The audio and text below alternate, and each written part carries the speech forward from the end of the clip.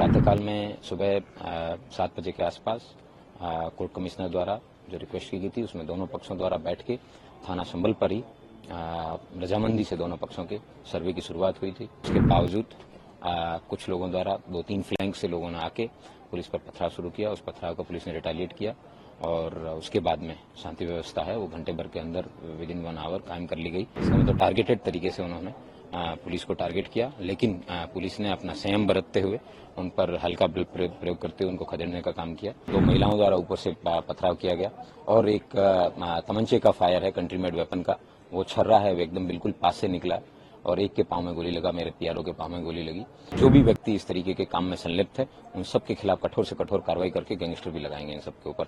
और आज की जो घटना में विभिन्न जो कार्रवाइयों के अंदर जो लोग सम्मिलित थे उन सब के खिलाफ एनएसए की कार्रवाई की जाए। वर्तमान में जनपद संभल में किसी प्रकार का कोई पथराव या आगजनी या इस तरह की कोई घटना अभी प्रकाश में नहीं आई है और शांति व्यवस्था है वो पूर्णतः कायम है।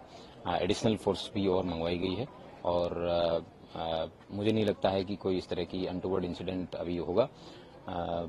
मोबाइल की जो इंटरनेट सर्विसेज हैं उनको सस्पेंड करने के लिए 1 दिन के लिए मैंने डीएम साहब से रिक्वेस्ट किया था और शासन द्वारा वो रिक्वेस्ट अप्रूव कर दी गई है। तो 1 दिन के लिए इंटरनेट सर्विसेज हैं वो बंद रहेगी और मैं उम्मीद करता हूँ शांति व्यवस्था कायम रहेगी। जो प्रातःकाल में सुबह 7 बजे के आसपास कोर्ट कमिश्नर द्वारा जो रिक्वेस्ट की गई थी उसमें दोनों पक्षों द्वारा बैठ के थाना संभल पर ही रजामंदी से दोनों पक्षों के सर्वे की शुरुआत हुई थी। करीबन 1.25 घंटे तक सर्वे है वो शांतिपूर्वक चला, किसी प्रकार कोई इश्यू नहीं था, लेकिन उसके बावजूद कुछ लोगों द्वारा 2-3 फ्लैंक से लोगों ने आके पुलिस पर पथराव शुरू किया। उस पथराव को पुलिस ने रिटेलिएट किया और उसके बाद में शांति व्यवस्था है वो घंटे भर के अंदर विदिन 1 आवर कायम कर ली गई।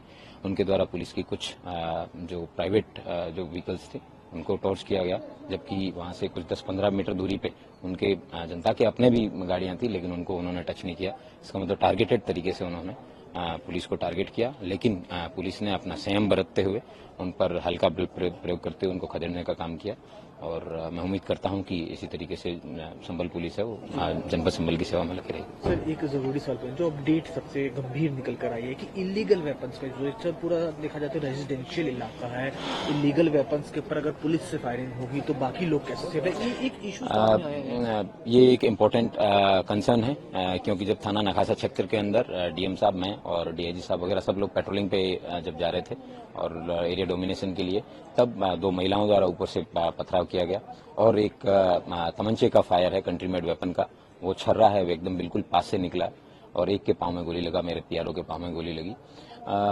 इट इज अनफॉर्चुनेट, लेकिन हर एक घर का सैनिटाइजेशन करना नेक्स्ट टू इम्पॉसिबल है, बट ये बात सच है कि ये एक संवेदनशील जगह है और इस तरीके के जितने भी लोग हैं अपराधी हैं उनके खिलाफ धरपकड़ अभियान भी चलाया जाएगा और जो भी व्यक्ति इस तरीके के काम में संलिप्त है उन सब के खिलाफ कठोर से कठोर कार्रवाई करके गैंगस्टर भी लगाएंगे इन सब के ऊपर।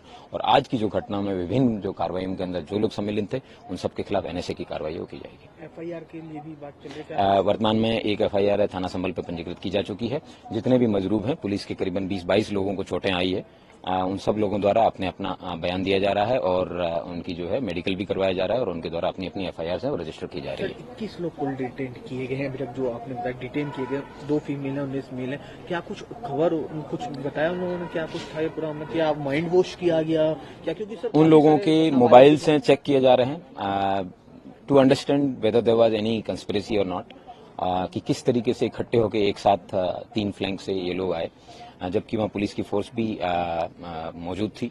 विभिन्न चौराहों पे पुलिस द्वारा प्रॉपर डिप्लॉयमेंट किया गया था। ये बात उल्लेखनीय है कि जिस तरीके से इन लोगों द्वारा इकट्ठे हुए तो उस कंस्पिरेसी का पता लगाया जाएगा और उस पर भी अभियोग पंजीकृत करके कार्रवाई निश्चित की जाएगी। नाबालिग बच्चों का सर इन्वॉल्व होना पत्थरबाजी में एक चिंताजनक विषय आप लोगों के लिए?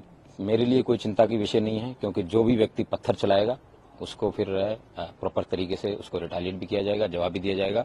लेकिन मैंने तब भी 3 बार लीगल तरीके से मजमा नाजायज है उसको डिक्लेयर करने के बाद में लोगों से आगाह किया था कि अपने जो है अपना भविष्य को बर्बाद ना करें, आप लोग शांतिपूर्वक अपने घर चले जाएं। लेकिन उसके बाद भी उन्होंने अपने कानून को अपने हाथ में लेने का प्रयास किया, इसलिए जो कार्रवाई है अमल में आखिरी लाएगी। सवाल सर, डिप्टी कलेक्टर के फ्रैक्चर है, उनकी ऐसी तबीयत है, 20 पुलिसमैन, 3 सीनियर ऑफिशियल्स भी इंजर्ड है, सबकी तबीयत कैसी है फिलहाल, सब ठीक है? सभी लोगों का मेडिकल है वो जनपद जो थाना स्थानीय यहाँ पे करवाया जा रहा है। लेकिन एक मेरा कांस्टेबल है जिसको यहाँ पे सिर पे हेड इंजरी है, वो एक बड़ा पत्थर है वो उसके सिर पे आगे लगा सीधे, उसको मेरठ मेडिकल कॉलेज में उसका ट्रीटमेंट चल रहा है, जिसकी उसकी स्थिति चिंताजनक है।